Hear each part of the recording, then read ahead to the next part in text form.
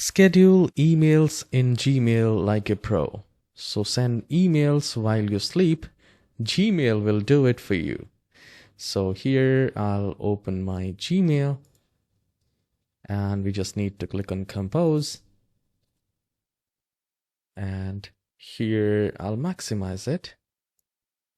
So where you see the arrow right here, whatever you type, and once you're done, you need to click on this more send options. Just beside the send, you need to click on that and you will find schedule send.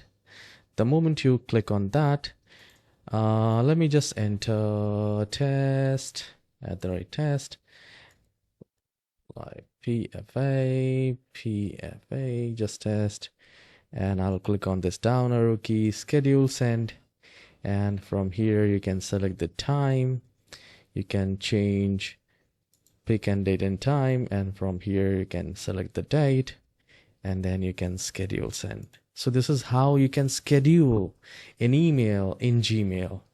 So if you find this tutorial short and helpful, especially for schedule emails, please hit the like and subscribe. I'll see you in the next video. Have a wonderful day.